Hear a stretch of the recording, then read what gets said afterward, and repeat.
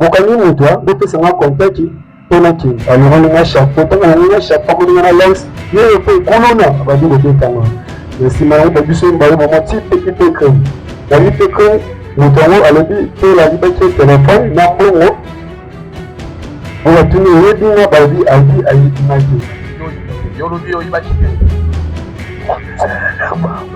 ozalaki na bango me bakangi yo ndenge nini mpasi olobi bamasano te bayibaki yokanga nini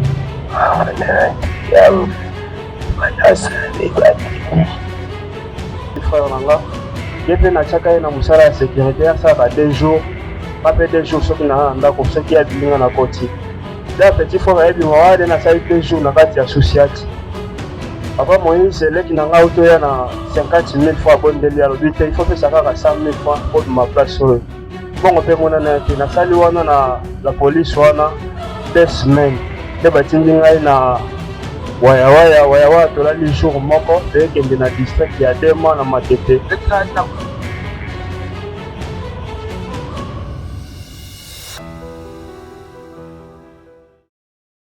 Mais seulement ce PV, notre client le prévenu devant vous n'a pas été assisté.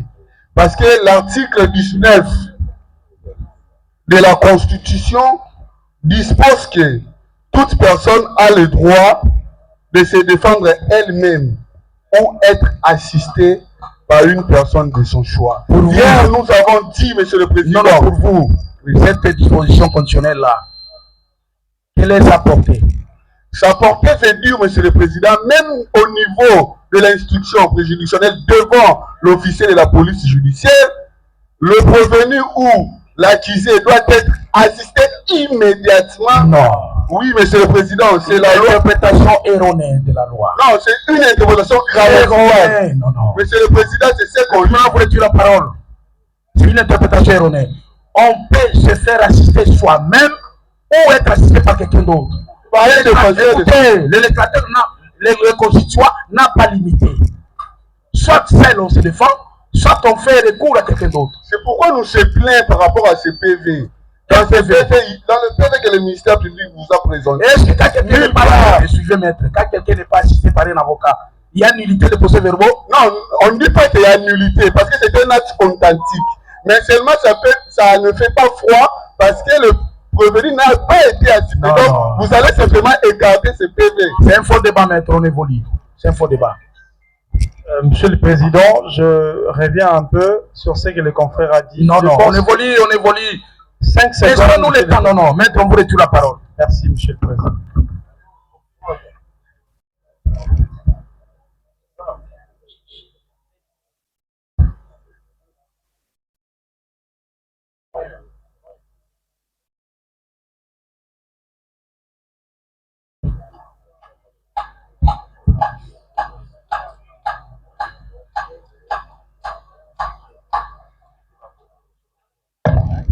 Hier, nous avions interrogé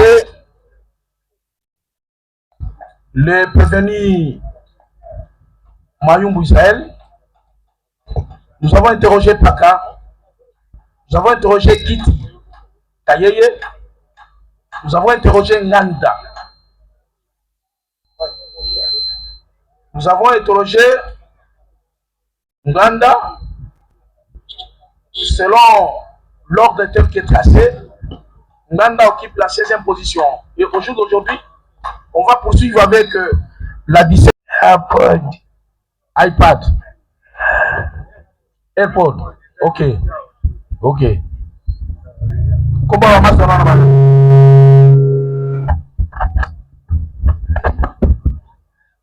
Comment on va faire?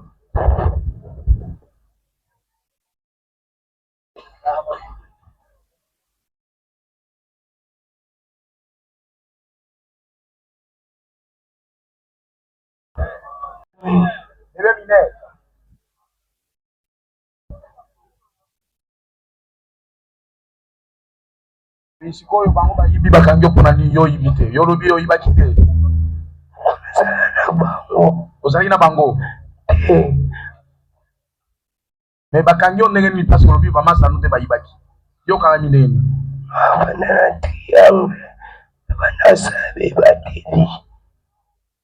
Ça va. Monsieur le président, est-ce que... Donc, les gens marqué nini? Yapembe. Est-ce que l'auditeur peut-il nous dire si est-il impliqué dans ces vols? Est-ce qu'il y a des faits qui lui sont reprochés? Monsieur le Président, ils étaient au nombre de 3. C'était en date du 24 décembre 2025, aux environs de 3 heures du matin, lorsque nous autres, nous étions en train de dormir.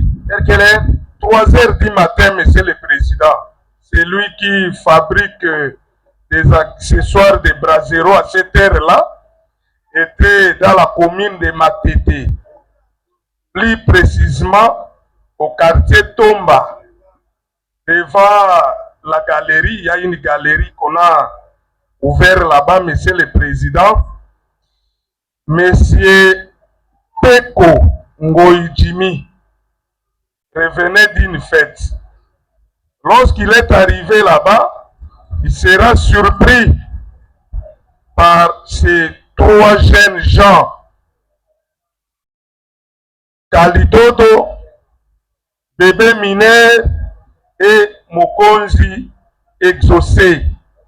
Tous les 3 étaient détenteurs de machettes, Monsieur le Président. Ils ont commencé à menacer Monsieur Peko avec des machettes. Il a commencé à fuir tellement qu'ils sont encore jeunes. Regardez seulement Mokonzi. Il est encore à la fleur d'âge, Monsieur le Président. Il a tout son souffle. S'il veut courir ici, vous aurez des difficultés à l'attraper. Ils sont allés attraper M. Peko. Ils l'ont menacé.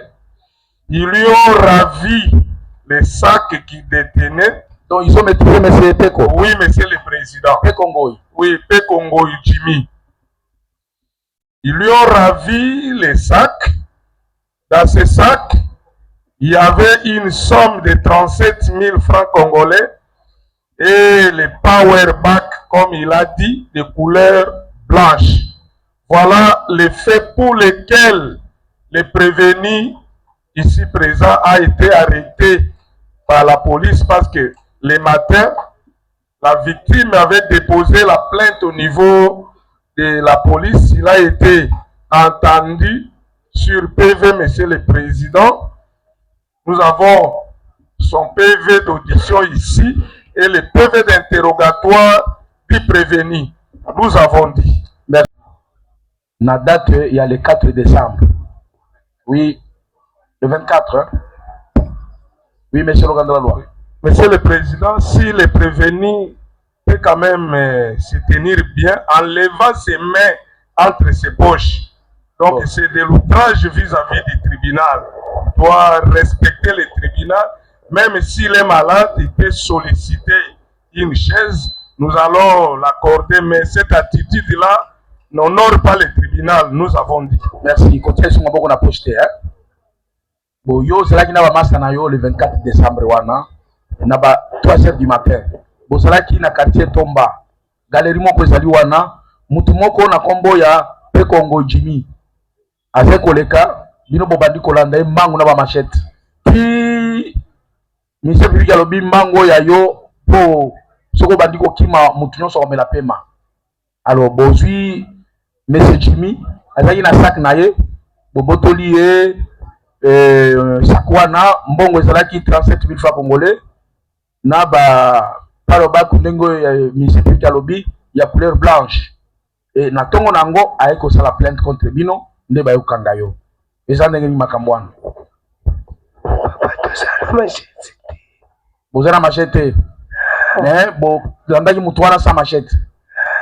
Ok, le prévenu ni n'avoir pas été détenteur de machette mais il reconnaît le forfait. Merci zongo vendre. Oui, c'est là mouké Oui, Maître Joyce. Étant donné que le prévenu a collaboré avec la justice en passant aux aveux, nous demandons à votre vice tribunal, même s'ils ne sont pas arrivés au moment opportun, de tenir des circonstances atténuantes à son égard, d'autant plus qu'il a reconnu les faits de sa charge. Merci, Maître.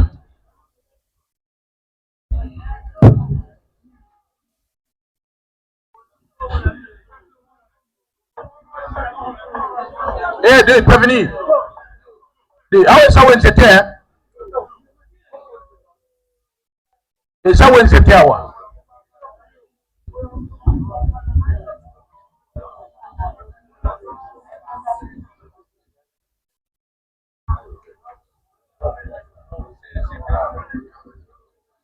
Oui, monsieur le Rondalois, on peut appeler notre prévenu? Oui, monsieur le président. Le deuxième prévenu, c'est Kandolo Jonathan.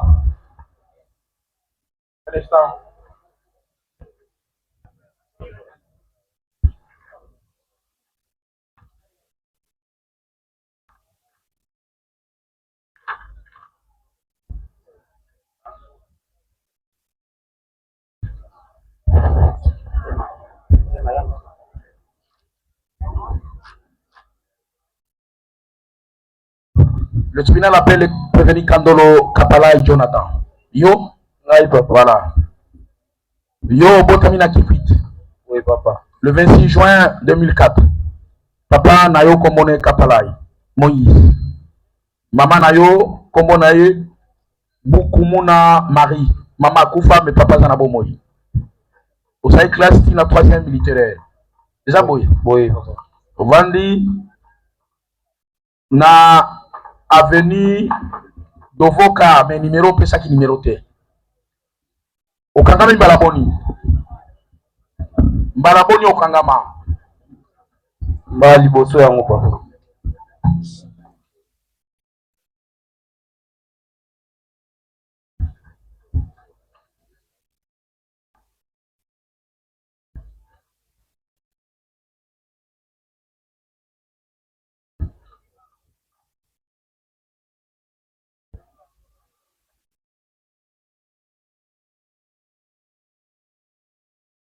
Ça non boloko te avant boloko. Te na sala na boloko te papa. Boa okangami ponani. Ezalaki lundi à le 22 décembre. Nga na bomba ba moto na arrêt Vodacom na délapé kuna. Nena uta na nganda ko na epona lukambo na tongo nde na yaka comme d'habitude. Mupanzi aneza mama moko alamba potopoto kwa kia na tongo. Abina mela mwa potopoto echanga ndirance pona kibelela. Nika nazomela potopoto namoni mutu mwa bimeli nga tenue civile apesi nga bonjour na nimi bonjour atuni ngo yebi nga na bina yebi ote quelques minutes ba policier ba bimba ngo basimbi ngai bandi okenda nga bakomi nanga na susi ati balongoli nga bango bilamba babandi kobeta nga na bimisa telefone atuni bango telefone nini o bimisa biso telefone ozwaki biso awa na samedi na 22h. Nasi ba bune bolo bana nga azalaki na nga susu ate anga lukambo na moi na butu na zongi na nga ndako baboyi bamati nga commissariat to yekuna tosambi na ye premier jour ndenga kenda ti lelo amona na lisu te.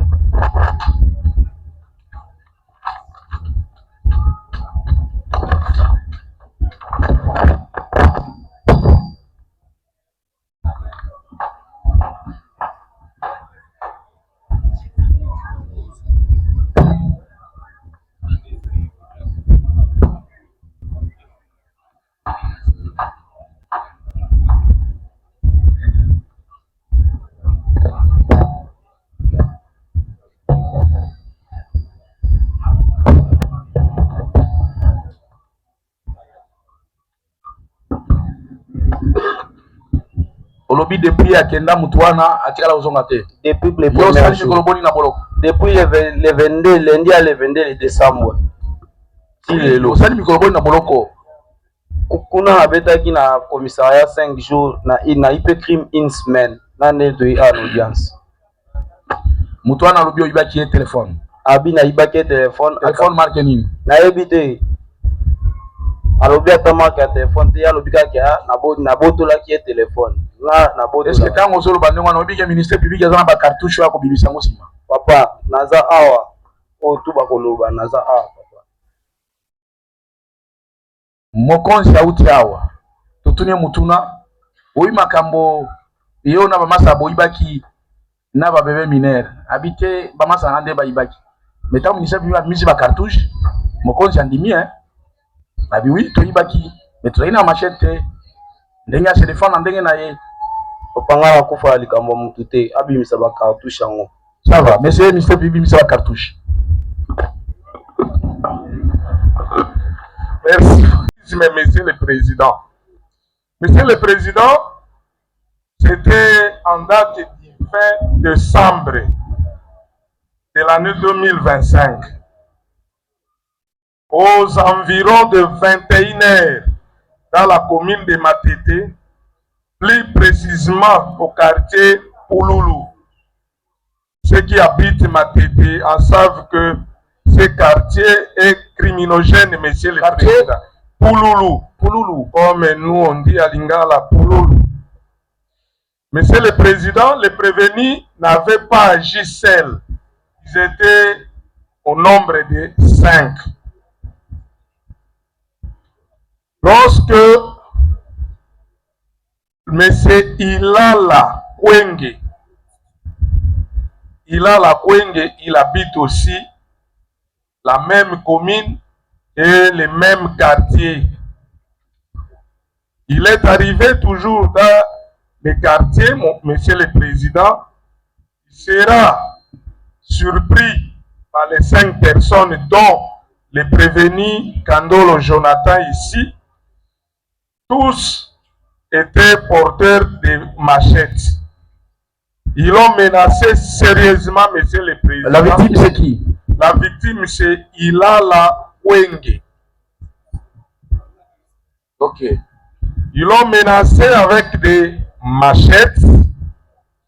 Comme il avait son téléphone à main de marque Itel, ils lui ont ravi ce téléphone-là, Monsieur le Président. Et le matin, il était allé déposer plainte au niveau des SIAT Matete. C'est comme ça que la police avait recherché les prévenus, comme il vous a dit, qu'il était en train de faire son travail. Subitement, les policiers sont venus les prendre. C'est parce qu'il y avait une plainte déposée à sa charge par rapport aux faits commis le 20 décembre 2025. Voici le PV d'audition et d'interrogatoire des parties, Monsieur le Président, nous avons dit. Merci. Apanga ayibaka te nayebi mpe telefone itela nazoloba te depuis tosambaki nde nayebisaki nayebi likambo wana te oyo azokosela nga wana nayebi yango te nazwaki mpe telefone na ye te.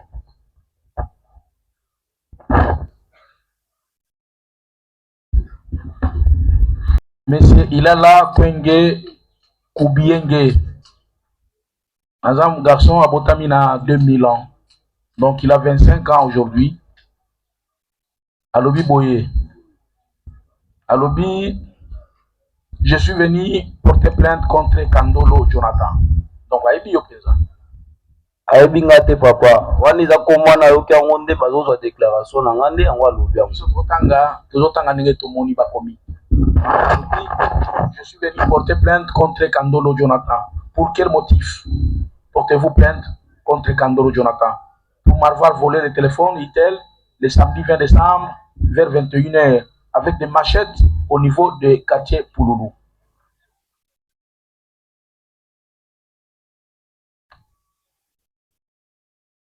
Comment vous avez su que c'est lui, l'extorqueur?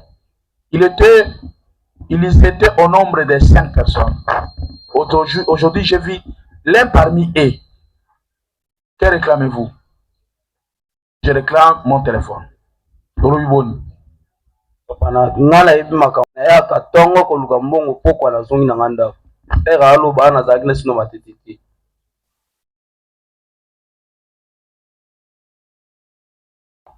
Une petite observation en vous disant que ces jeunes gens ne sont pas inconnus dans le milieu. Ce qui fait que, comme ils sont des jeunes gens un peu pauvres, là on peut dire, ils viennent pour faire le petit boulot là pour chercher quelque chose à manger. Et dès qu'il y a un forfait, qu'ils les fassent ou pas, on met toujours la main sur eux parce qu'ils sont aux alentours pour chercher quelque chose à manger, je dis. Merci, oui, monsieur l'organe de la loi.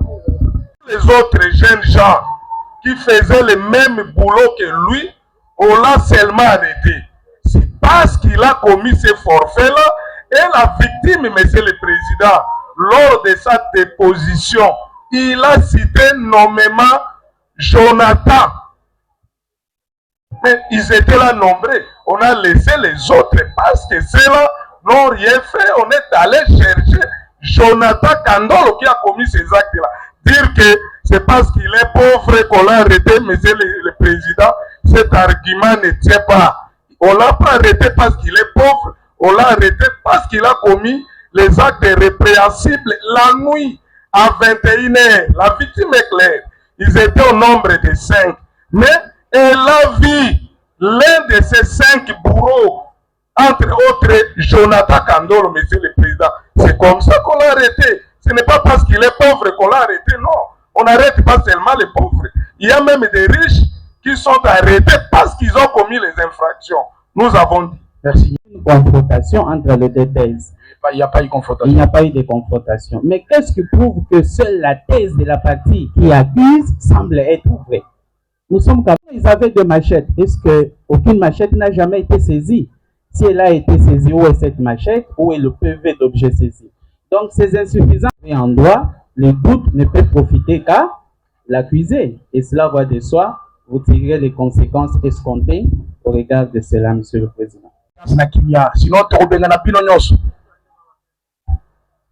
Monsieur le président, vous allez comprendre que ce sont des parents qui encouragent leurs enfants d'aller voler. C'est pourquoi lorsque le ministère public les charge, ils sont très mécontents, mais nous n'allons pas nous fatiguer. Nous allons continuer à les charger pour qu'ils soient sanctionnés et donner l'exemple aux autres. Monsieur le président, nous avons suivi la défense. On a dit, on l'a arrêté parce qu'il est pauvre pour demander les amendes. Est-ce qu'on peut arrêter un pauvre lui demander les amendes? Non. Deuxièmement, monsieur le président, on dit que le ministère public brandisse les PV de saisie d'objets. Lorsque nous avons brossé succinctement les faits ici, nous n'avons pas dit qu'il a été arrêté avec la machette. Nous avons dit qu'il a opéré avec la machette le 20 à 21h. Il a été arrêté le 22 à 9h du matin. Est-ce qu'à 9h du matin, pouvait-il détenir la machette là où il faisait son boulot de chargeur?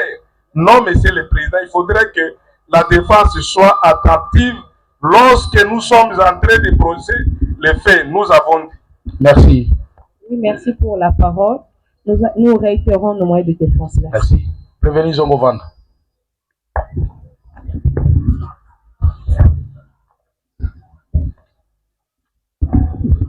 Les suivants.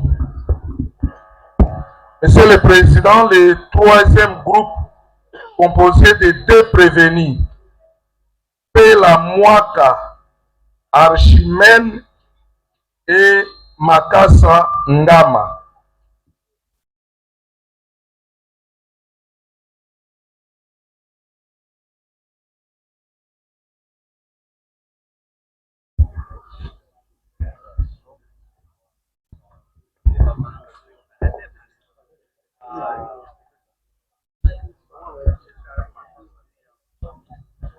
Là, monsieur le président, s'il peut passer pour que vous le voyez, s'appelle Kadogo. Kadogo Azaliwapi. Kadogo. Yakao. Kadogo. La tatouage belé, Tina Ilongi. Hein?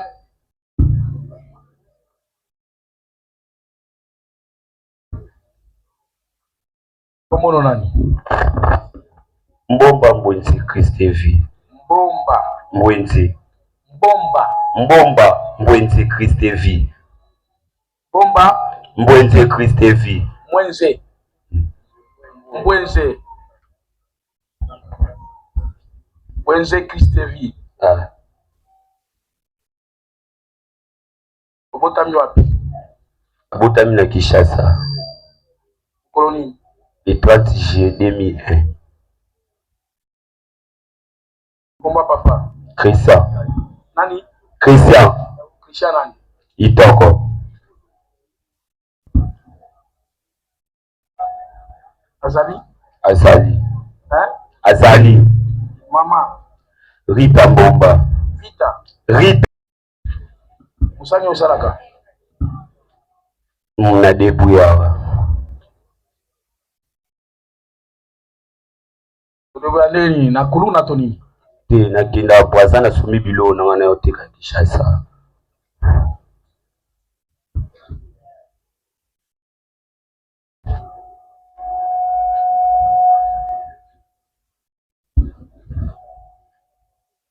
Yoko nyo sombaka. Soma neti ba ketch ba bilamba.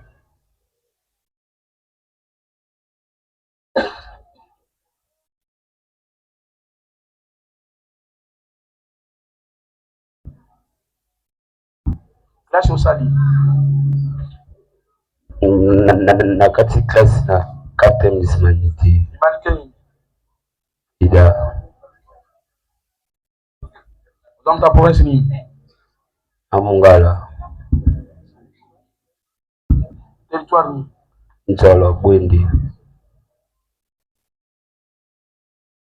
Secteur. Kumbuye ngapi papa ya mbo na kinati. Adresse na yo. Nafanya na kumi na kini. Avenue. Avenue Louisa. Numéro. Numéro 36. Quartier. Kuti pesi kaya papa. Commune. Kumi na kini. Osambelaka. Sambela ndako. Vous avez église? Yomo pasteur, yomoko mondimi.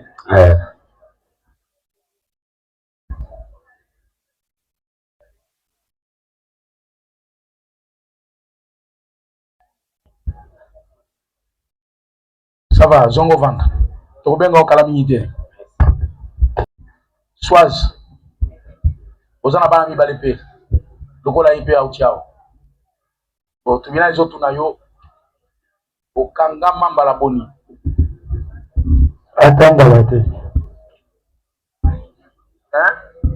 Akanga monante. Au Kanga Mipona ni bongo. Ezalaki le 29 décembre na tongo, parti à 9h et 8h et 6h. Et 6h, naza monta. Ndinga nanga selinga moto na bimi po na bula, nzoto nezaki bien te. Azaki pa nzoto ezaki bien te. Habite faut que ne pas mwasi nanga, faut que zo mwasi nanga, ye pesa na mbongo po aya bona za traitement faut que bula. Ngabi pa mwasi na yebite. Habite so li pa mwasi nanga tezela na peso mutu ake neti pa mwasi nanga bozo mwasi nanga boya bwe po yo continue ke bula. Donc apesa linga fort. Frère apesa linga fort na komo kita. Papa oyo bakanisi biso to komo ta peso opela. Te kamali na apesa linga pela. Apesa linga po aketika ngati pa mwasi na gizo mwasi neto na matanai. To komi pa major, ko major baza papa en soit quartier. Moi na teli misinga. Major ni. Colonel ya IPK. Oui. Moi na teli misinga Christian Simba.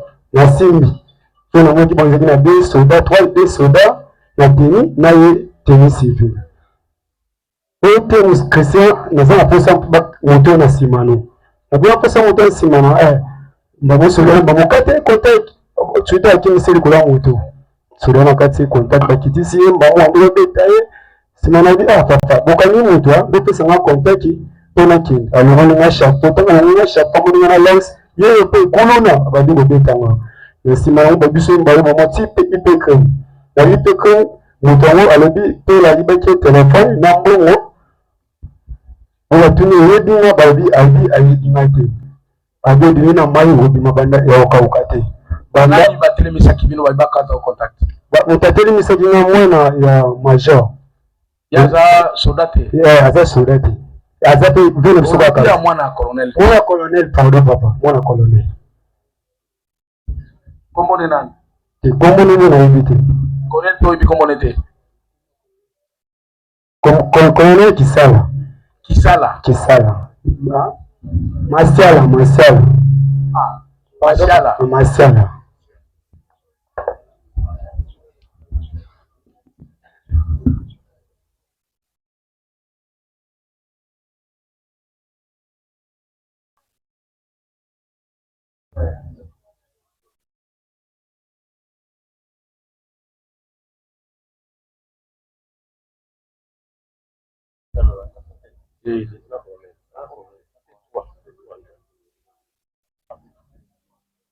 alobi ayebi mwaka bien mwaka sa kuluna biso mibala yebi biso boye alobi azoluka mwaka sa kuluna ye tabotolaki biloko me ye azalaki te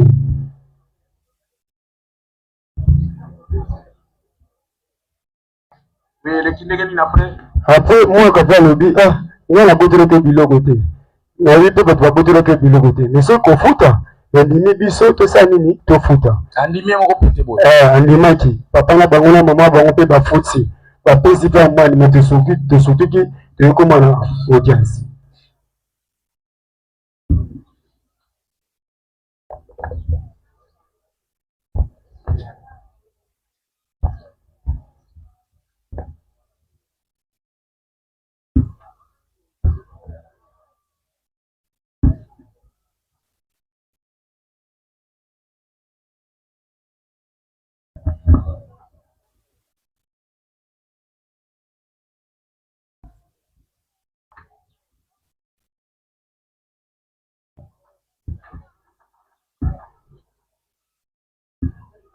ela makambo eza ndenge makambo wana tu oyo ye alobi wana ya telefone wana nayebi yango te na alobi nango batelefone oyo ye aolobaka te so ndeni nayebi yango te eske yo nani makambo oti oloba siko te apana mo ozawa te oza ye loba na alobi nini makambo oyo alobi nini ayebi nga nayebi yango te eza beta lisono auti kobeta sikoyo eyaki le 29 décembre 2025 eyaki na masa akumbaka moto awandaki oyoka nzoto bien te ndenge abengi ye akebengeli mwasi ye ayebaki te dfct luka mutentel aketika ngai nde mpe toyaki akutani nanga na masi likola motu tobanzi kokende tomoni mwana pa colonel aolakisa mosapi toa likolo motu nayebisi nzela namoni yaya wana aolakisa mosapi koto nayebi te nini baola na moto totuna ye po atie loboko alobi bobaluka nde mpe babalisi moto tokomi kuna atimisi moto basoda mbala mwa baye me sekita likolo ya moto nga mpe nakiti likolo ya moto nde bayezwa ye contact bakati ye contact nde babanzi obetanga nde asengi papa moto olobi akita likolo ya moto akiti likolo ya moto opesanga contact na nga akende yo longola chapeau na nde mpe alongoli chapeau bamoni suki na ye oye mpe kuluna tia bango mibale kuna nde babanzi obeta biso nsima babeta biso bamaiti biso mbala na camion ti mpe crime te oke mpe crime wana nde mwana pa colonel abandi osamba po bakalaki ye 10 personnes parmi bato wana amonaki lolingo lokola ngai nde mpe asilisi kosamba nga mpe na ye abanzi kosamba makambo wana tu oyo ye alobi na pv wana nayebi yango te. Nanzimaki na kofuta yango mpona komi esika ya pasi. Yango moi nanzimaki na kofuta yango. Bapara na nga mpe na moke babundani bafuti biloko wana. Basengi amanti na bango bafuti. Ekomi tobima ba colonel abengi bango bobimisa bango te. Bango bazalaka wana nayebisi papa wana na mbongo tu bapesa bango so bapesi bango 4000 so bapeseli bango 4000 $. Nga na bapia 8500 $. Bango bazalaka wana babima te bazalaka wana. Mpe toyese tofemba mwa kati na esika awo. Bon, yo na mwana ya colonel wana boza na ba problème. Toza na ba problème te eloko te. Bon soki boza na ba problème te. Comment mwana ya colonel atelemela o kaka bozo nango eza flou te. Eza un peu flou non? Likambo moko te atelema tia banda koloba ke soki bapesi bino bopesi 4000 ya opesa 8000. Tia banda koloba ndengo wana. Likambo nini ezali? Totali kaka po ndenge makambo ngo aolo. Biloko nini ondimaki okofuta? Babilo alobaki ke ate bato bakalaki ye babotoli ye 86 000 na telefone. Ye nyonso wana bazongisaki me okomprendre te nde tokomi kati esika.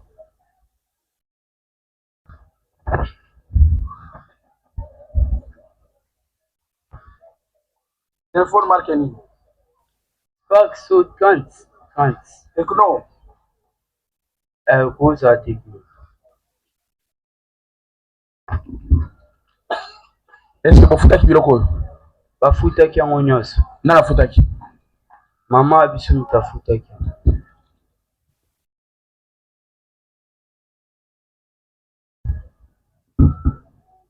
Est-ce que bafutaki pe amende po obima? Bafuti amende. Combien?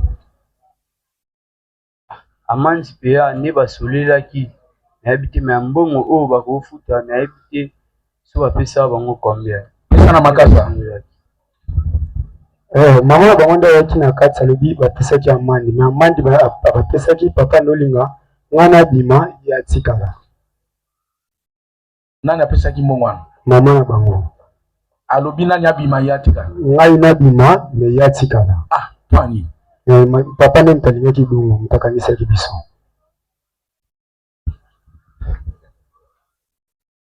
Ah, tribunal ezo comprendre malamu te.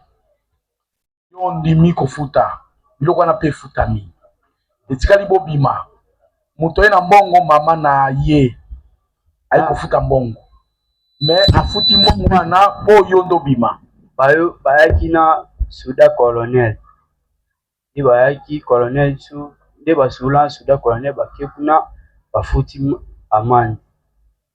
Papa wana abengi colonel alo bato wana oyo yaki na bango bayebi bafutela bango mbongo babima. Colonel na maloba na ye abite bobimisa mosusu wana botika eka wana babimisa ye batikanga. Parce que ntango yo ozoloba mama alobi batika yo vanda na boloko ye abima ça devient alors compliqué, on ne comprend plus rien. Maman donc colonel nde alobi mbongo bapolisier bazwa mais yo tikala. Ah, ok. Bon, tolandi bino ministère public aza na version de fait na ye abimisa bakartouche na ye toyoka eza ndenge nini. À l'amende payée, est-ce que l'infraction pour laquelle les prévenus sont poursuivis est-elle,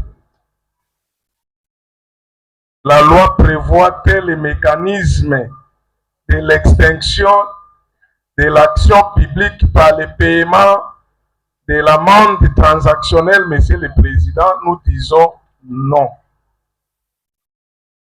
Le terrorisme, c'est l'emprisonnement. Si le terrorisme a causé la mort, c'est la peine de mort. S'ils ont payé l'argent là-bas, et même avec leur conseil, sauront donner une qualification en droit. Quant à nous, Monsieur le Président, nous sommes à mal de positionnement pour donner une qualification en droit, aussi longtemps que la loi ne prévoit pas l'extinction de l'action publique par le paiement de l'amende. Monsieur le Président, les prévenus ici sont poursuivis du chef de terrorisme. C'est-à-dire qu'ils étaient arrêtés le 29 décembre, comme ils viennent de le dire. Mais ils ont commis les faits pour lesquels ils sont présentés par devers vous le 27 décembre dans la commune de Matete. La victime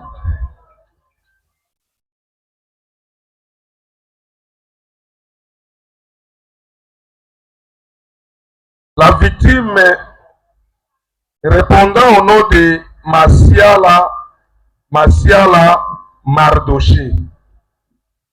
C'est un jeune garçon. Vous savez, Monsieur le Président, nous avons un problème sérieux de boulot dans notre pays ici. Lui, il a son boulot. Chaque matin, il joue au pari foot. Il joue au pari foot comme les autres jouent aussi avec Winner, tout consort. Ce jour-là, la chance lui a souri et il va gagner 86 000 francs. Il quitte la commune de Kissens vers Matete, au centre de Paris Foot, pour retirer la somme qu'il a gagnée. Il retire l'argent. En rentrant, il sera encerclé par 7 terroristes. Tous les 7 terroristes, munis de leur instrument de travail, bien connu, Monsieur le Président, la machette. Ils ont commencé d'abord à les fouiller systématiquement, Monsieur le Président. Nous parlons de fouiller systématique. Donc on introduit même les doigts là où on ne peut pas introduire. Donc ils l'ont dépouillé de ces 86 000 francs congolais qu'il avait gagnés. Ils l'ont dépouillé en outre de son téléphone de marque Techno Camon 30. Ce n'est pas la marque de téléphone qu'ils ont évoquée. C'est Techno Camon 30. Mais lui, Massiala Mardoché, Monsieur le Président, reconnaît ces 2 prévenus ici parce qu'ils habitent les mêmes quartiers. Même dans leur déposition, Monsieur le Président, les prévenus connaissent bien la victime. Ils ont dit, c'est notre vieux du quartier. C'est comme ça qu'il était parti déposer la plainte. 48 heures plus tard, que la police a procédé à l'interpellation de ces 2 prévenus et les 5 autres sont encore en fuite. Voilà, Monsieur le Président, les faits pour lesquels les prévenus ici présents sont présentés par devers vous à procédure de flagrance. Nous avons dit. Les PV d'ailleurs sont ici, Monsieur le Président. Merci. Ils ont été entendus, les PV de la victime et des 2 bourreaux ici présents sont là, Monsieur le Président.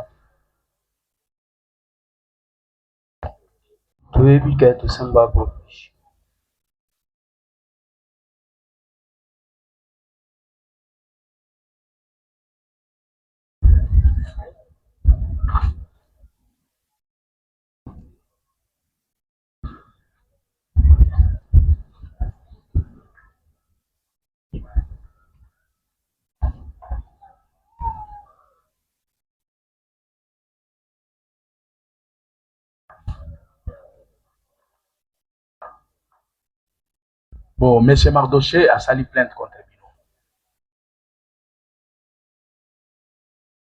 Fundi Pela. Pela. Oui. Yoka. Afundi à l'Obiboy. Mardoché.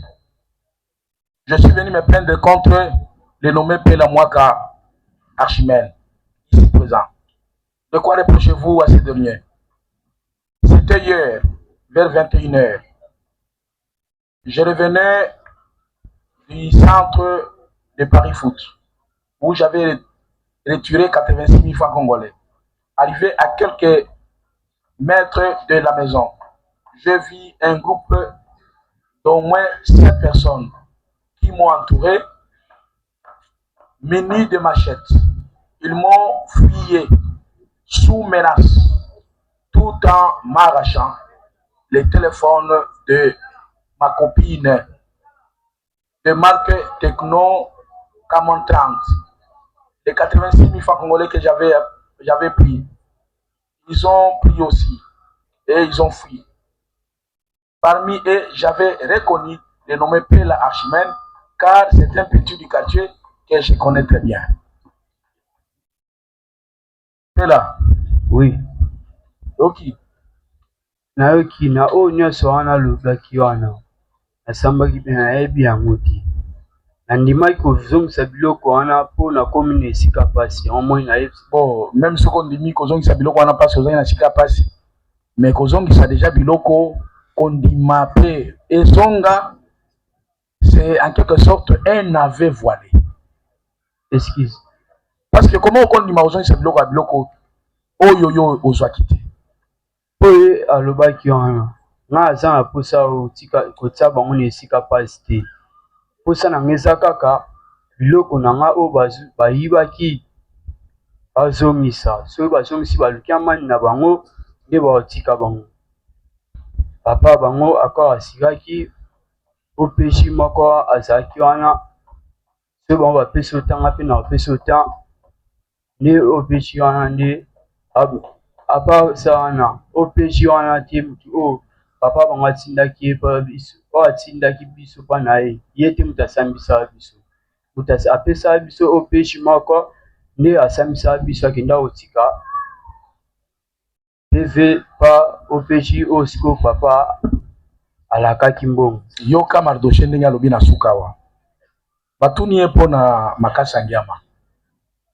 Abi Makasa Ngiama, non, lui n'était pas présent.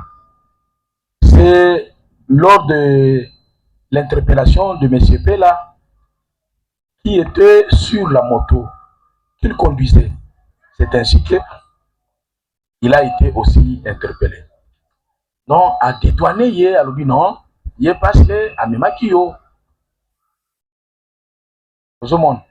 Oui, est-ce que la défense a un mot à placer?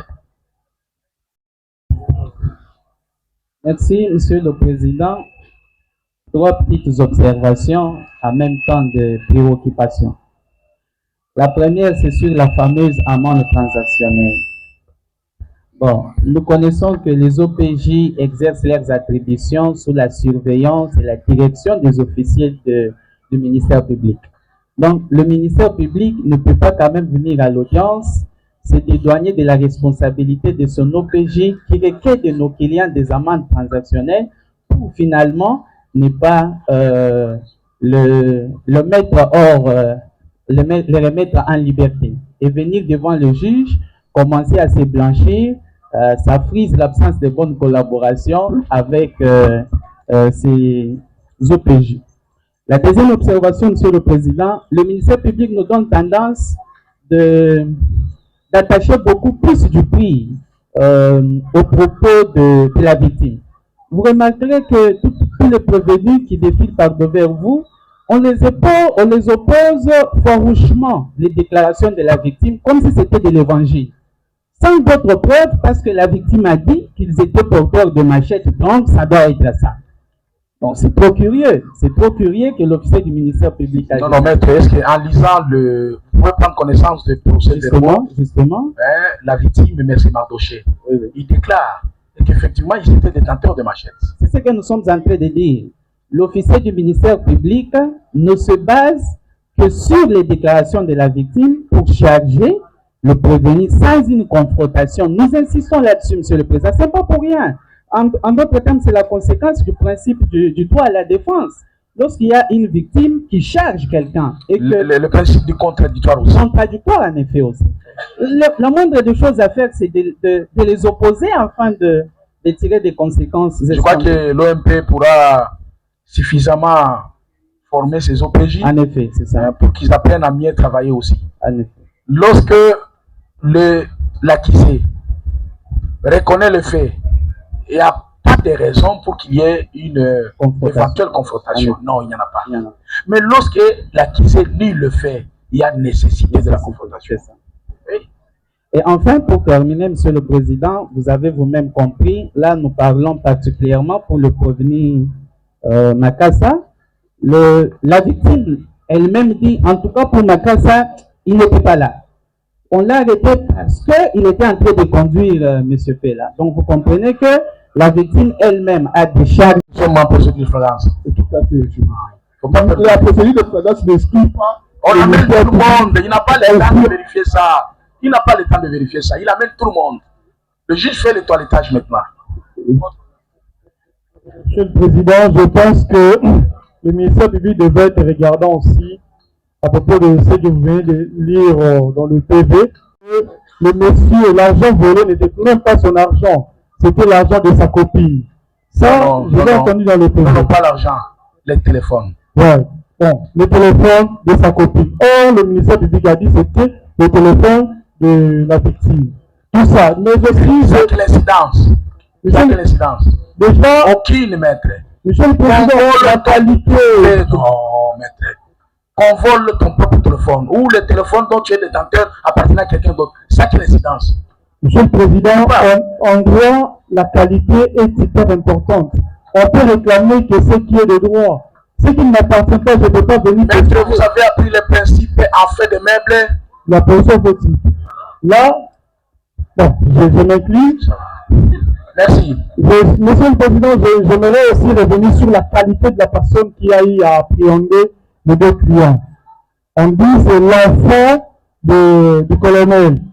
Là, je vous demande également d'être regardant dans ça parce que pendant le fait s'est passé la nuit et la journée, le fils de colonel appelle le deux. Est-ce que la loi interdit-elle à quiconque victime d'un acte répréhensible de se saisir du suspect lorsqu'il y a flagrance? La loi permet à quiconque de se saisir. La flagrance est définie aussi dans la loi, monsieur le Président. Mbenza Kimvuka Moïse et Nganga Mbungu Asao.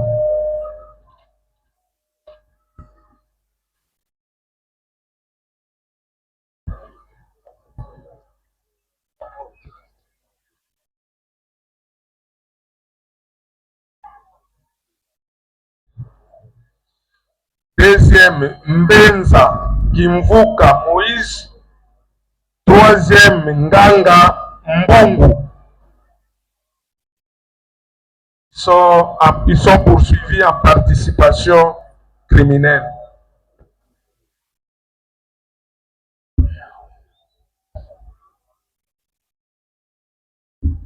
Bon, Kangam Ponani.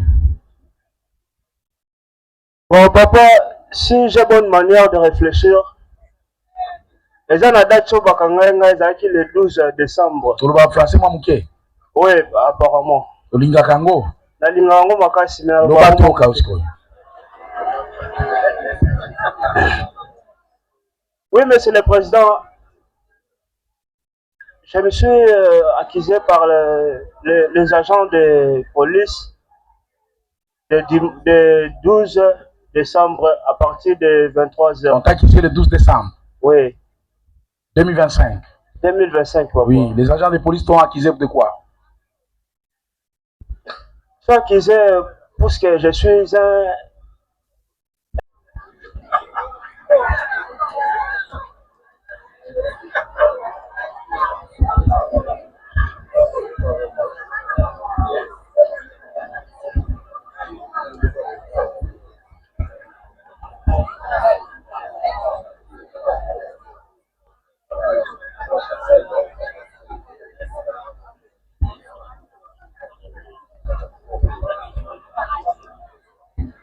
dont ont acquis d'autres sans domicile fixe, communément appelé Fazer. Oui, papa. Ah, c'est comme Fundio Fazer à Salini. Bon, ezalaki na 23h na société ya papa Moïse ba bengaka bana mura na Kingabwa. Loba tozoka. Bon, eloko meminga lelo na maboko na bino mwana na bino eza posa ya cigarette. Puisque na oka posa ya cigarette vers 23h. Il faut ça la cigarette. Ah. Et dans le but c'est progresser mutena mata côté société ça puisque na sali pe musala sécurité nazaki na carte de service na ngai. Na biata ba soda ba puta na ngana na carte de service na faire présenter bango. Na bandi ko vers nini? Vers 23h. Obimi. Oui, na bimi na ndaku na kanginda ko msi na zaki nga moko. Na kanginda ku na bimi ti mo muke liboso côté maison la police ça puisque ba boutique pesa wana somba cigarette. Na moni eza fermé. Bon, maman ça mususu oh na pesa la ville bambote na bango ba police bazaki wana na bite na kena e pa na bango le mususu ko yedenga na cigarette. To vai na bango yedenga pe na cigarette bona bando mela na bango wana boye. Ti ekomi na nga na kozonga maso azaki deposte ba moto azaki juste na Mushashino akangisaki mbongo. Osombaki sous cigarette. Na sombaki sous te puisque ba maison azaki fermé. Bakabela ngaka ya okabela le na meli puisque na zonga sikoyo. Ah, nde masa oyo mususu ya police pe topesa na bombote bien azaki de poste ya moto. Ende bande ko kangisa mbongo wa moto na jour wana. Ah, ko isaki Mushashino azaki na mbongo plus ou moins 110 000 francs. Benga na moni le na ngina zonga wana na ramasser yango. Na bandi ko fongola ta na kati na moni mbongo pona faire présenter siko bango mususu azaki na sima o babenga ba 4 chiffres wana. Ya ebenga ite. Directement oh non maître to monde na mauvais si la to contrôler oh cigarette to ba police ba pesa ki o eza cigarette ni ezaki Équateur eza na marque ya cigarette Équateur ah ezaka sous forme ba cigarette ni sous mais kombo na ngonde abenga Équateur alors lobi omoni mbongo ekoyaki non na moni Mushashino omoni Mushashino ah là na faire ramasser yango.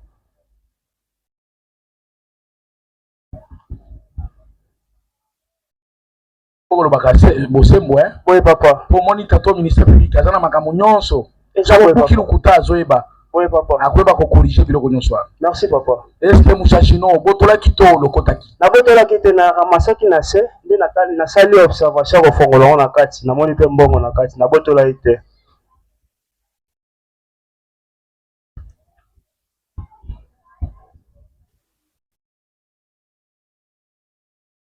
Lokoti yango ezali na biloko nini?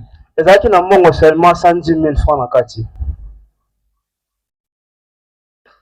Oui. Va faire vérifier pe na misu nanga wana 110 000 francs. Même si maso azaki deposit wana, ndonga mna koisaki yango faire ramasser yango. Mais muninga na bango mususu wana ndi ayaki ko faire diaboliser bango ke ono te aza muyibi alinga yiba porte-monnaie oyo. Et puis akoza tango lokoti okende na mbongo wana Mushashino wana wapi? Nakende na ngote ko lokota na lokoti kaka puisque bakangaka mwa barrière pona butu wana batu baleka susu te koto eza sushete ba moto. Mais na faire ramasser yango ngala kasi neti ba la mususu mutako ko isa yango na faire présenter yango bango. Photo za kana. On ngali pe ya solo ko présenter yango so ba mona. Oui, na fongola kingo pe na misu na bango. OK. Ba vérifier mbongo exact 110 000 francs, masa wana ki deposit azu yango.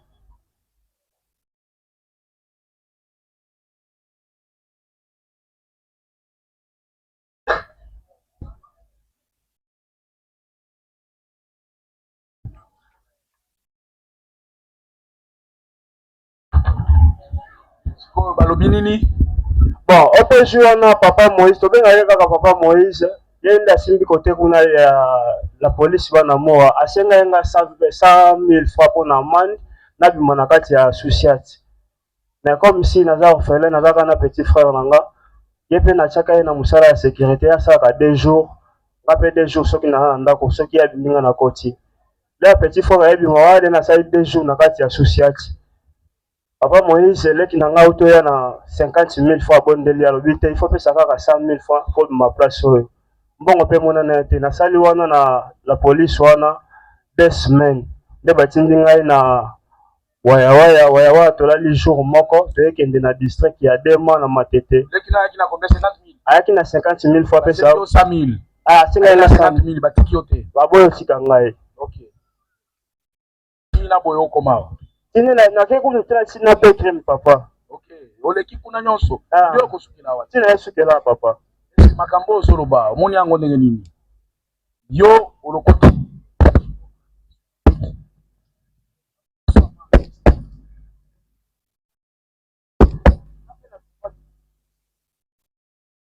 na limete. Mbala boni okota boloko. Mbala liboso. Hein? Mbala liboso yango.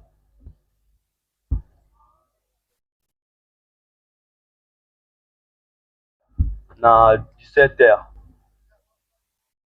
Bakuluna bakataki mwana moko boye. Soit déjà comme on les a vainqueurs. Azaka mwana ya Beni. Banika koyebana. Vainqueur. Bakataki ye loboko kotaba kuluna. Loboko bakatani. Bakataki ye loboko. Bazokisaki ye. Bazokisaki ye. Ngana juillet na mama bango azaka ye moko papa na ya kufa. Oncle na ye zasko mutu akangaki ye. Pa Moïse, oncle na ye. Oncle ya mwana wana. Akawa alingaka bakuluna te. Nga pe na sina ye bena nga pete. Mama bango abengi ngai nakende ko ede natika ye na mama ye mpo batraite mwana wana batala ye mokuwa soki ekatani. Nakina ye mama ye mbo. Tobandaki traitement ezalaki le 21, le 22, le 23. Mwana ngo komonena. Vainqueur. Donc on a eu traitement le 23 wana na 18h. Na ye na zongi ndako. Donc na zongi ndako ba bisinga te. Bune oche bundama quelque part. Wana na ndako. Kota grand frère nanga. Na bisiete yaya na luka na somba dama ilibanda ona ya vanda. Obima na wana so zongi na hôpital. Wana sina zongi déjà na hôpital ba pesi biso billet mo tokendo sala to ekota radio na 7e mairie. Wana mama yembo pour le 24 tozonga sukuna. Na ye obima na abima kaka na somba mai libanda ka ya lopango. Na ekuta na bana mibali mako po baza misato. Makolo ngulu ka ndenga naza. Abi bana mibalo ba uchiwa. Ete koza pe bazoki ma police. Non surtout kaka bona ko pote liboso lopango kani na telemi wana na bimi na somba mai na luka na tinda siko mai. Tena ekuta na bana wana misato nzoka bando tambola na ba police. Bana boni misato. Ba jeune ka wangai misato. Na ekuta na bango ateme liboso lopango. Akoba ekuta nga na cigarette na bandaki omela. Bakanisa on s'occupe diamba s'occupe ndenge nini. Bayo arrêter ngai. Donc ce que bayo arrêter nga na yeba. Banani ba arrêter yo. Paninga na nga ba civil. Kokuna na kinga bo koma bongo. Muninga na civil akokoka ngayo. Ba policier ba tambola. Donc bantu bakangi yo ba jeune o misato. Ba jeune banda ko tambola ba policier. Mais ba za civil. Ba jeune mbakanga ngayo. Ta bakangi nga wana. Nzoka ezalaki susiati ya papa na Moïse noko a vainqueur. Tango na ye wana abandi koloba na ngai bino do pekisa bino makambo yo boyo kate pwani. Le tatango ya zolo banga zolo kana expliquer administration impoli abandi ko papa bambata atinga kaka. Bino ka boyo kate na la kisa. Papa nga sali nini? Obino bana kuna boyo kaka tinga papa nga na ebi mambo wana tinga na zaki na ngati. Na uchi ko traiter vainqueur. Donc na l'état na lo bavonga bani mama ko tobokela ngai. Yo za nani? Père. Ngana ede kaka mwana na bino pona ke azalaki na pota mwa sikuna na mama imbesi engesi mbate po mama balaki kolela mini. Mwaye ya ko akate mwana ezaki te. Senga ka jeune ka sala pona mwa sécurité ya malamu. Oke no sombele ba kisi nini mama bebele bele. Tango tokomi wana abandi koloba na ngana yo nakolakisa yo za nani yo yebi vainqueur te yo za nino ko na nina ngano ko vainqueur ngayo za nakolakisa yo nebi se papa 7e le 23 le 24 tozonga kuna na résultat le likambu nyonso kaka ya mwana to na ekoma na police wana alalisi ngai lobi na tongo aye na biso na commissariat admisi biso ba ciblé admisi nga ciblé yo za ciblé Ce qui n'a pas qui n'a pas pété. Des pays longs à la machine sur des mains, n'a pas samba des mains. Kuna samba pété, kuna lobby n'a pas capoué. La samba té et logoté. Ça va. Tribunal lundi, binonyos. Mouchachino, la présence de la policier, à la Kissi, bon, vous avez 410 000 francs congolais. Alors, il a posa à Ibango, et il y a amende à 100 000. Les Kinaïa, il y a bongo 50 000, baboy, bakangiye, tiko samba de l'oiseau sam. Yo lobby, ozwaki vainqueur, aucun hôpital parce que azokisa qui est. Okomi bozongi, vous avez la posa, omelamai, ozobi ma posa, omamai, cigarette. Non, olobia makambo ya mai. Pardon. Pardon. Je n'aime pas ma cigarette, pardon. Parce que vous m'avez côté la bombe de l'île. Papa. Moi, et c'est tout nu, bino so boybani. Pas nous autres, déjà avancé de moi. Ça va pas. Monsieur le grand de la loi, procès nous les fait pour lesquels peut venir comparer ce jour. Merci beaucoup. Version des faits et les PV dressés par l'OPJ. Lui n'avait pas ramassé les sacs. Il avait arraché les sacs. Il courait. On l'a arrêté, monsieur le président. Mais pour son cas, ce n'est pas dans le cadre de terrorisme, monsieur le président. C'est de simples extorsions. C'est comme c'était en matière de flagrance, on a mené tout le monde. Et on a découvert ça ici lors de sa comparution. Nous vous demandons, monsieur le président, qu'il soit renvoyé devant son juge naturel. Quant au prévenu Mbenza Kimvuka Moïse, monsieur le président, non, c'est un terroriste, monsieur le président.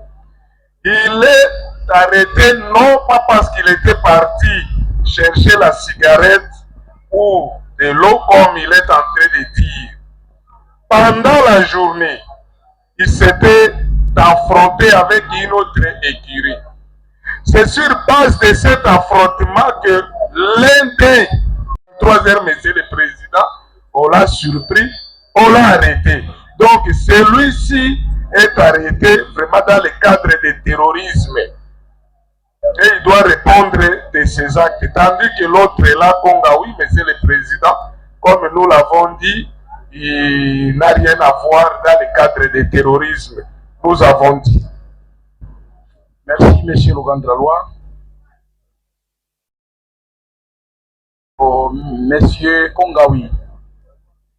Yo, ministre public à lobby, et seigneur yo kende ko samba na parquet à grande sangi à lobby, et seigneur yo kende kuna po osalaki oboto leloko ya moto sako wana mushashino wana na machette te. Loko oboto la kia na machette te. Alors ko samba pona extorsion, ezali terrorisme te. Mais pona likambo etali benza za terroriste. Benza na journée bezalaki entre bango et que moko na bango azokaki yo kangami pona likambo ya terrorisme beza kusokana nayo ka papa. Est-ce que biki obundaki bakiri pe baninga bazoki Nga bundaki te. Est-ce que vous avez des preuves, monsieur le grand de la loi?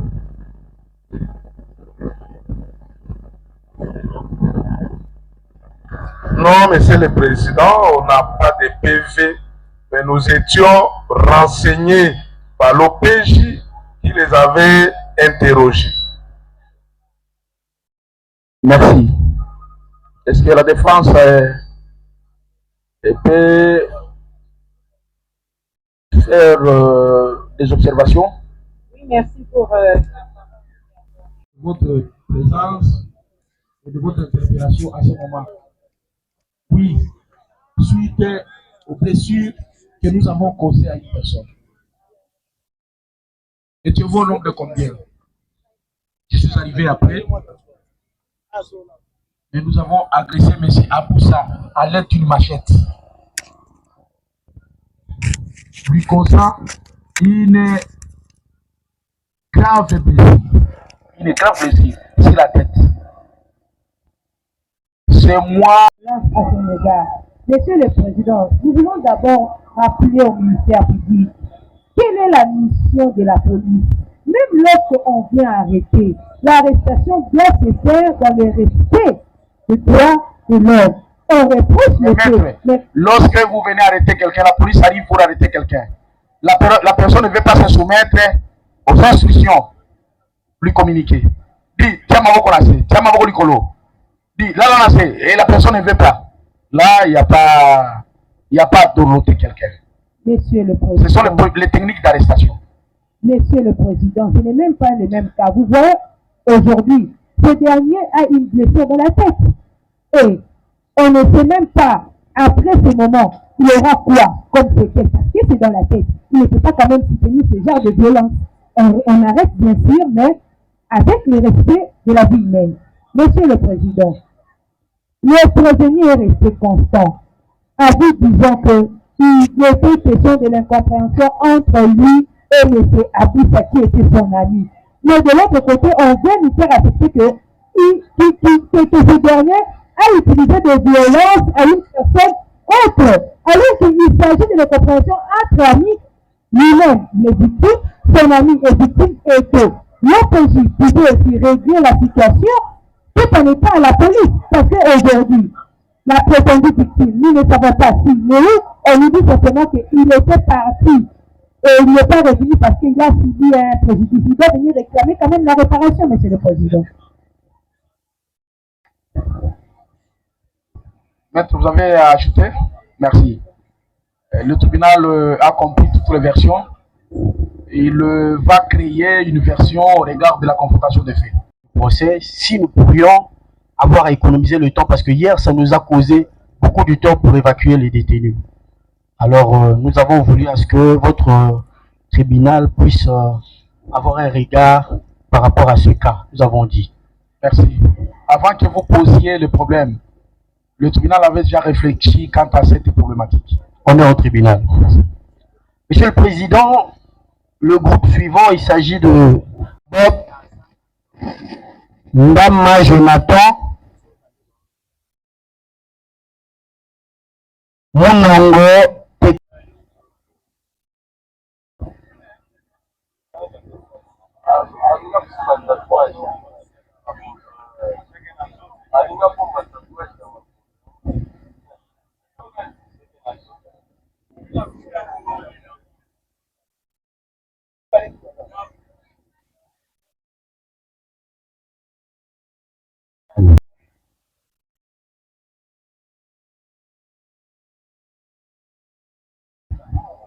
Monsieur l'organe de la loi, le quatrième nom, c'est Mbangani ou Mbangayo? Oui. Il y a Mbangai Tela Kushiki. Mbangayo Tela.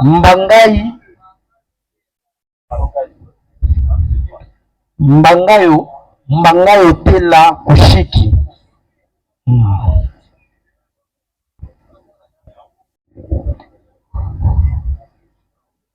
Telemengai Eric.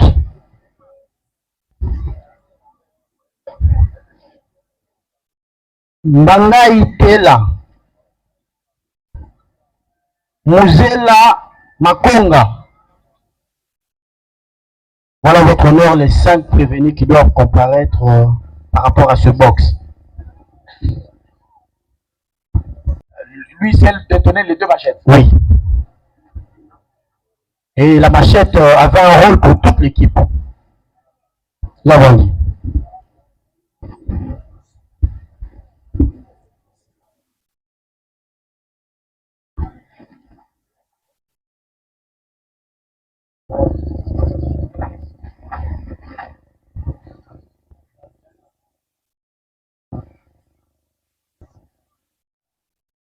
Na loboko lisusu. Laisha loboko.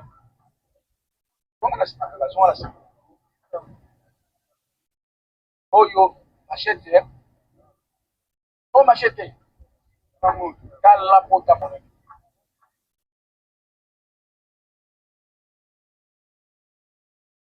Oyo sukirani. Ashidani.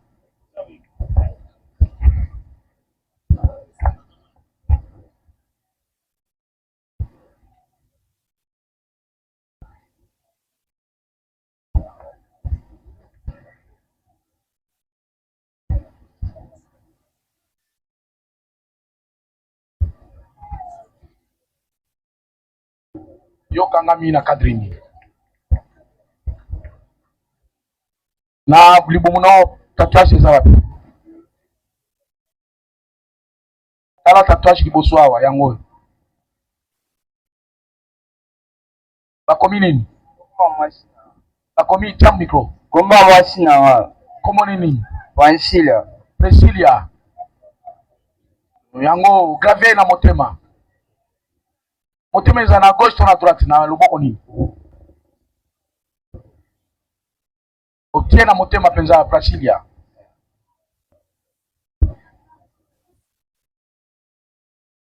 Et papa. Bon, police ezosala ba mission ciblée. Po bayebi yo. Mbanga yo. Yango bakwei na yo pe olobi boni. Et papa, nga bakangi ngai nakendaki cope. Nakendaki cope, asala cope na première rue. Cope nini pesa kombo? Cope nini? Cope ya mitraille. Asala cope na première rue. Retour na wana ozonga à partir de 18h. À partir de 18h na ozonga. Na sucette ni kosamba bakina nga waya bo. Na fani na waya. L'autre maman kabasele ta nani bakangi yo ba policier to banani éclaireur basimbaki ngai éclaireur ba civil to ba policier ba civil ta bakangi ngai na sima na baka mishi namoni ba soda ba policier ya sima baoya na tuni ba papa na sala nini nga uchi kopi oui après bazwi ngai bakena ngai na sucette na lali na tongo moko bakena ngai waya na waya nakomi wana boye nalali 3 jours namona mama mutuka kabasele ye batu bazali na kasho na waya bamisi biso nyonso bacharge biso maodema na dema tolali namona bati biso hypercrime depuis nakenda hypercrime fame eyebi te fame eyaka te visisi te eloko te depuis navanda kuna ya hypercrime lelo ozali awa lelo sikoyo na yo ya asa micro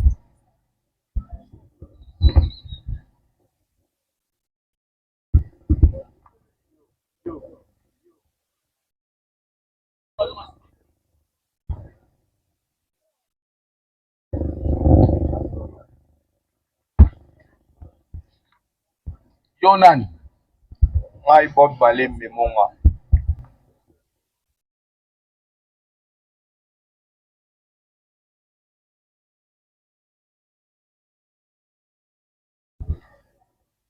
Tombola na elamba na yo. Tourne na sima. Kitisa. Tombola na pante kilote na yo. Tombola pe oyo.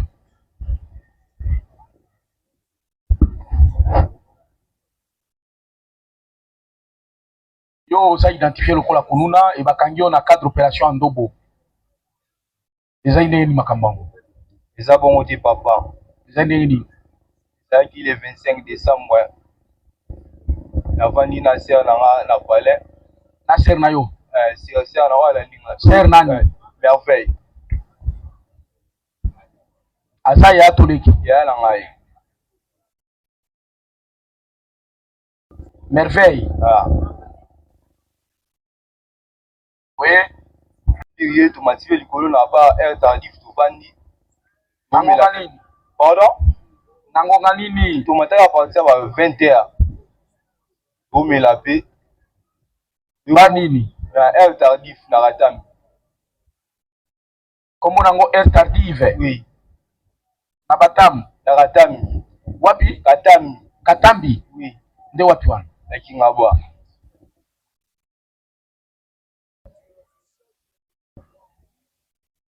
Tourne tumelaki moi trop tomeli trop na osani moi nosi na ki mili bana fait bomeli trop.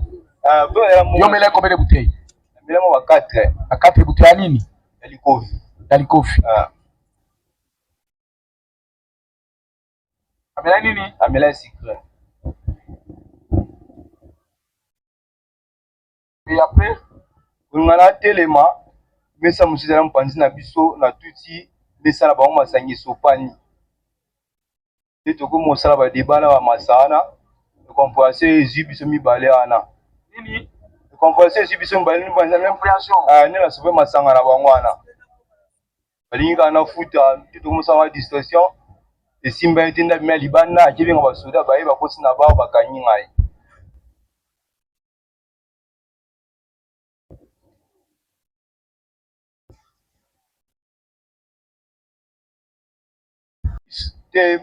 nini ekweyaki ni mbongo nde ezalaki yango deya depensaki mbongo futa ezalaki te bango insiste na futa nde baki ozwa bapolisier ezalaka na kwa naka baye bakanyi ngai oraversaki mesa na bango te nasaki na kote ntango na otelema mpo ya mesa ekangama ntango na otelema nde esali esevi moko ya butene kelke butene na bango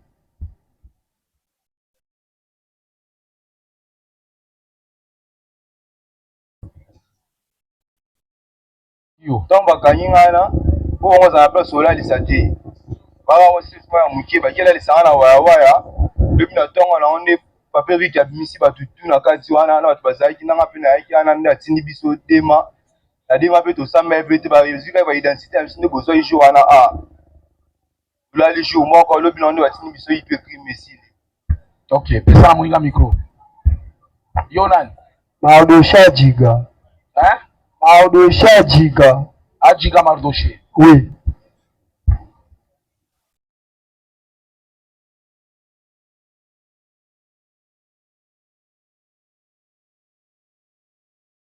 Ajiga yo mpo okangami na cadre opération Ndobo.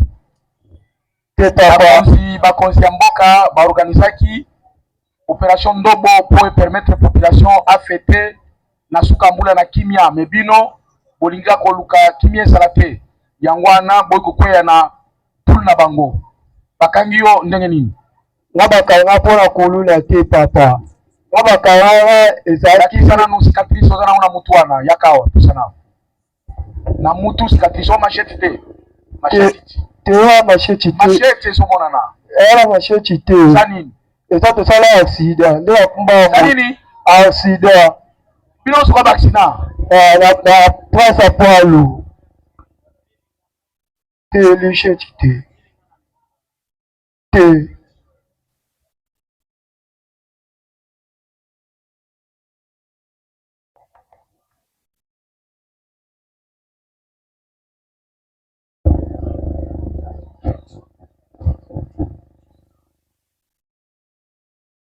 bani otie tenture na mutu no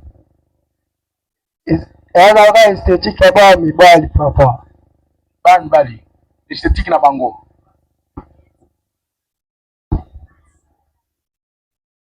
oza na batatuage na nzoto no esika lakisa kaka koma mama ya biso balakisi nini ekomi kombo nini rena oui reno ayembaka mama na yo rena oyo star ayembaka te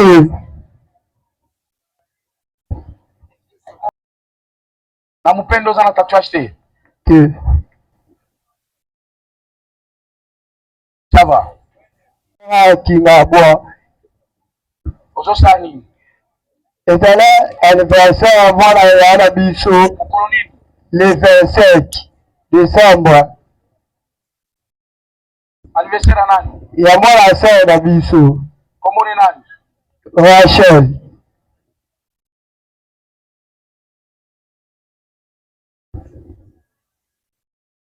sikoyo esali nini nde abengisa bana bandeko ne nyonso nde ape nakendaka kozwa mwana ngai toke naye nde lekaki wana nabi te nake tike na tongo papa nde apanga bokilo na ngai nabi nake tike na tongo siko na tongo nde tokei nake na tike kozonga nazonga ndako nde nakutana basoda nabi te poso nabi nakima mauvais détention nde ape naaya bango mpe baaya se mpe bango bakaifilera nini nayebi te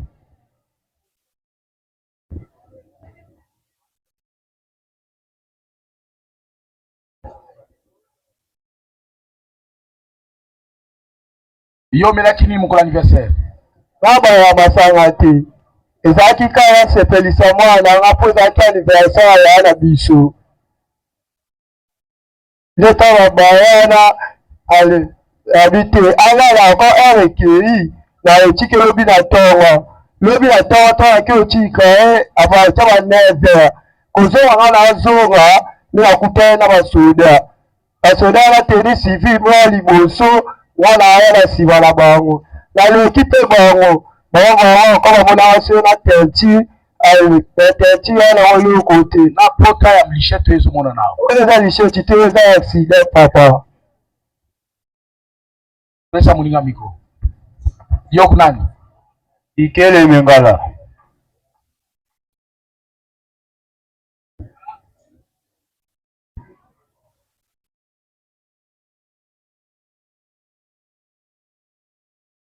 oui Bikele Oui Mogonzi. bakangi yo na circonstance Bakangi ngai akulumba na kati ya lupango place tofutela. wapi Place tofutela na kulumba na Bob Mai. kulumba wana komini Imbeje.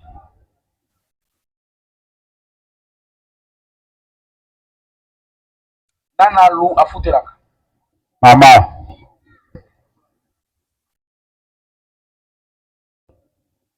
balobi osali nini Nafandi na wana 10 na kichi nafandi na liboso ya porte. Babiso iki bitumbe bundaki na point show. Basoda point show.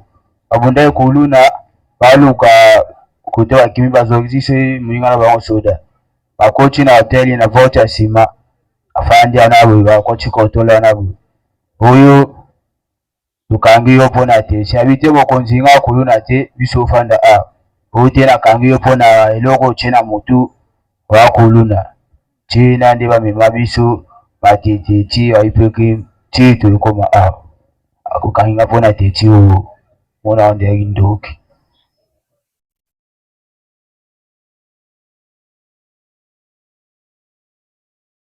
donc te tire trahir yo Oui, pona te chi ndi na kimba. pesa moninga micro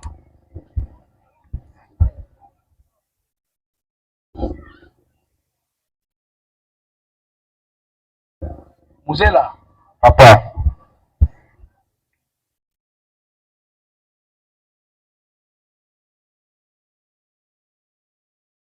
yokangami ndeni Papa nga nasala make-up et coiffure. Nazalaki na client nanga moko abenga nga na planté mpo nga nafanda na Pascal veli batike numéro 100. Nazalaka so na planté mu na posti na réseau partout ozala obenga na oya na osala mosala. Nde nayaki pa client na nga na Kingabwa le 26 décembre vers ba 8h. Naye natuni ye au lycée déjà perruque yayebisi nga te na lycée te kore ezalaki te. Nayebisi epesanga perruque nakei ko lycée yango bona ye na planté oyo bima. Na maboko na nga nazalaki na bilis, nazalaki na séchoir, nazalaki na lissère, na gel olive. Eza ba matériel oyo epermeta ngai na poser mutu plante, atsaye basili ba manzaka ba vernis. Nde nazwi plante ya balayage ya mai. Ezalaki mibale na kabelo ya peigne ya coupe carré. Wana sako soko salango na kurate ato planté ndenge nini te mayele ebongaka te.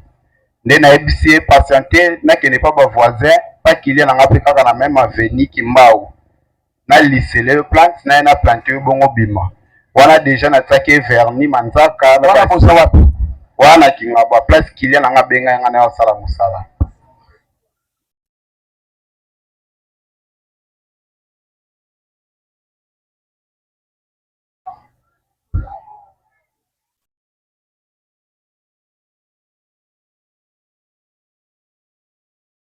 oui Après apesi nga ba plante natiki babiloko nanga matériel ya mosala epa na ye mpo azala na assurance ata kobule na okende na ba plante na ye mpo plante na minute te ekomi cher pembe na ba décembre mwa confiance pene ezalaki te mpo relation ya réseaux sociaux.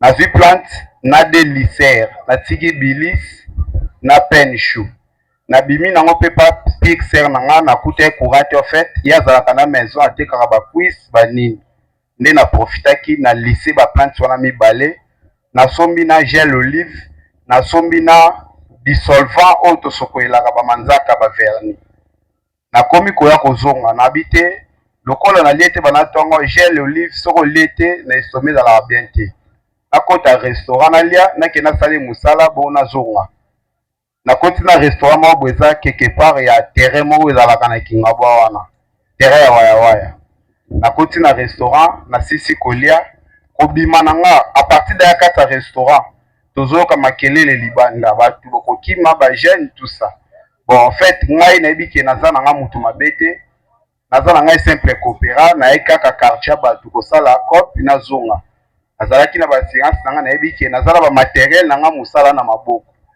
nabimaki na nga mpona kogane ta ya mosala nde nakomi prepre nakota na porte ya kilia na nga namoni bato ebele basoda bazoya na bato deja bakangaki plus ke mo ebele moye mpe nakima eza te mpo naza mutu mabe te naza na bamateriel ya mosala ezorepresente ke naoki esala mutu mosala soda moko aleki nga ya mibale aleki nga ya misato abengi ngai abiyaka moye mpe nakima eza te mpo naza na ni indice ni eloko ya mabe na nzoto eloko te na ye atuni nga oke wapi outsame te naza artiste planteur nasala make-up mpe coiffure nauti kolise plante na ye na plante mutu o te oplante mutu nde nini yebi teke na quartier oyo bato babundi bakulu na kote oyo biso tooluka bagene papa bon bato babundi kulu na nga nayebi te nga avandi na Pascal aveni bateke numero 100 awa na ye kopi kaka nasilisa nazonga oyo oloba na biso boye ndeni 31 na ye bazwi ngai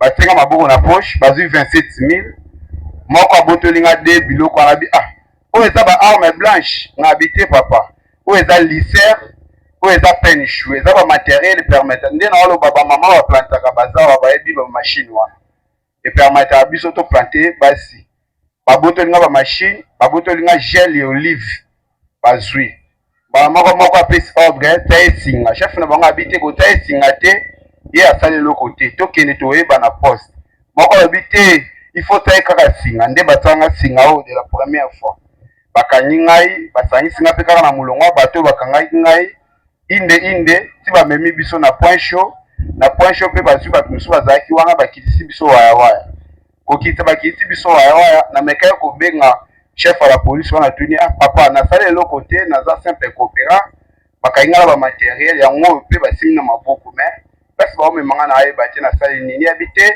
tokolandela makambo wana nsima quartier lokola eza na loyenge toluka toyeba bato basalaki bamabe oluka mpe naza na eloko te nafanda ye na nga calme balandeli aye koyebisa ngai wapi mwana verni ngai oyo papa alobi pesa ngai 100 000 natika yo oyebi ke bino bana verni bwana mbongo outi kosala le 25 basemaine oyo to eza semaine na bino ya mbongo papa nasalaki le 25 me nga nauti na maladi mpo nga batakanga 206 mois na Brazzaville nayaki kozwa traitement ya bien le nayaki Kinshasa nde nayaki kobika nauti na maladi mbongo naza nango su te ekendaki na traitement ya maladi na nga na mwana na nga nabotaka auta kobela fièvre jaune na minute oyo kobima na nga yango me mbongo nazalaki nango na poche ezalaki 27 000 francs yango baelema na yo bazwaki na bamashine ya suki bon vanda wana avandi moment donné kobenga nga susu ata 60 000 ozala te nga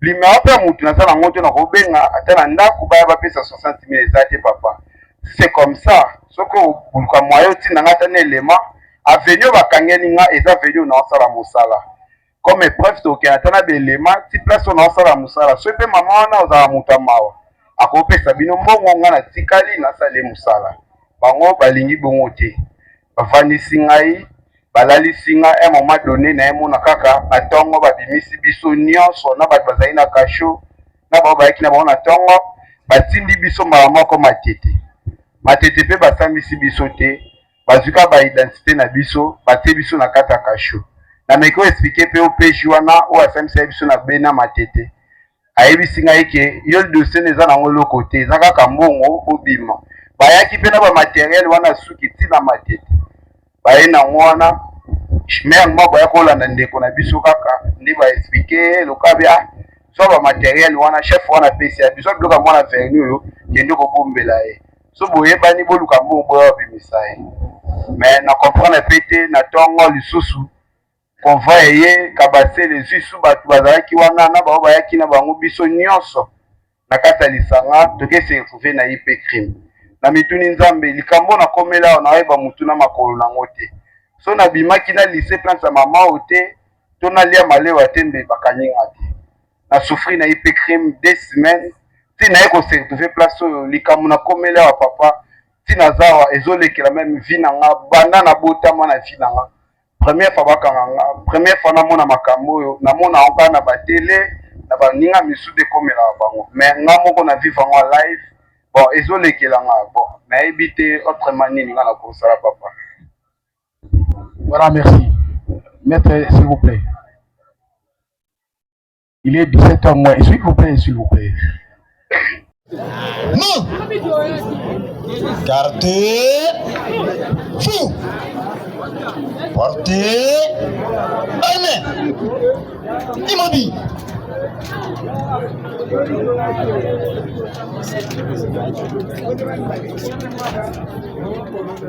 Monsieur le